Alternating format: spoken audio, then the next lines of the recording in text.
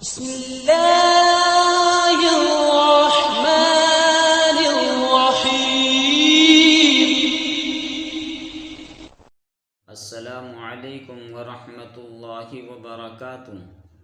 आपका मेज़बान मोहम्मद हाशिम आपकी खिदमत में हाजिर है। आपसे गुजारिश है कि मेरे इस चैनल को सब्सक्राइब करें, बेल आइकन का बटन दबाएं और शेयर भी कर दें ताकि आने वाली वीडियो आप तक पहुंचती रहे। मुसलमान हमारे कमरे में आए, बोले बाबा जी देश में इस समय जो हाल है, जो हालात हैं, इसके बारे में आप क्या लगता है? मुसलमानों के तो पीछे पड़े हैं। तो मैंने उनसे कहा कि मुसलमान होना अपने आप में गर्व की बात है, मुसलमान होना एक फख्र की बात है, बशर्ते कि वो मुसलमान हो। और मुसलमान से मतलब है मेरा मुकम्मल ईमान वाला, और मुकम्मल ईमान वाला कोई भी हो सकता है, फिर वो चाहे मुस्लिम हो, चाहे सिख हो, चाहे ईसाई हो, या मेरी तरह सनातन धर्म वाला एक मामूली सा अदना सा इंसान हो। तो मुकम्मल ईमान आना जरूरी है, और जब मुकम्मल ईमान आ जाएगा तो मुसलमानों का कोई क्या बाल वाका कर सकता है।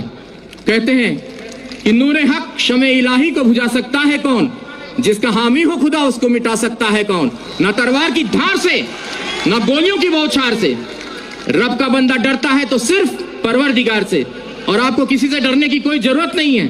एक छोटा सा किस्सा और आपको सुना दूं।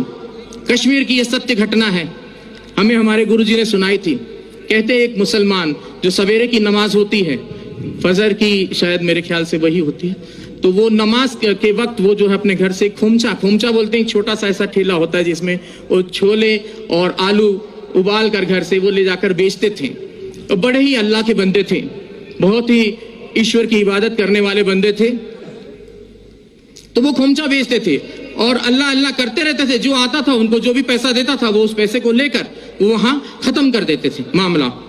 तो वो खोमचा चला देते थे और दे देते थे किसी को, और कोई भी उनको, अब ऐसे भी लोग थे उस भीड़ में जो उनको खोटा सिक्का देकर चले जाते थे, और वो अल्लाह अल्लाह करने वाले व्यक्ति, उनका ध्यान सिक्के पर ना होकर अपने अल्लाह पर रहता था। ऐसे काफी दिन गुजर गए। एक दिन वो अपने घर पहुंचे तो उन्होंने अपनी पत्नी से कहा कि भाई आज तुमने हमारे छोले और आलू जो खोमचा बनाती थी वो बनाया नहीं। तो बोले कि आज दुकानदार ने सामान नहीं दिया, सौदा नहीं दिया। बोले क्यों? बोले जितने भी सिक्के इकट्ठा किए हैं आपने ये सारे खोटे सिक्के हैं। बोले हाय अल्लाह।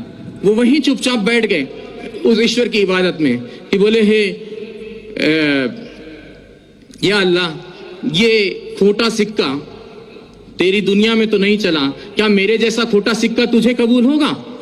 तो उसने उसी वक्त वहां पर एक नूर प्रकट हुआ और आवाज आई कि उस थैली में हाथ डालकर देख। और जब उसने थैली में हाथ डालकर देखा तो वो सारे खोटे सिक्के सोने की अशर्फियों में तब्दील हो गए थे। तो मुसलमान ऐसा होता है जो किसी खोटे सिक्के को भी हाथ लगा दे तो सोने की अशर्फी में तब्दील कर दे। तो इस चीज का ख्याल रखना चाहिए। मुसलमान को किसी से घबराने की जरूरत नहीं है। और मैं पहले से और काफी दिनों से, मुझे एक व्यक्ति ने कहा कि बाबा जी अब आप कलमा पढ़ के मुसलमान हो जाओ। तो मैंने कहा मुझे कलमा पढ़ने की जरूरत नहीं है, मैं खुद ही पहले से जन्मजात ही मुसलमान हूँ। और मुसलमान का मतलब ये नहीं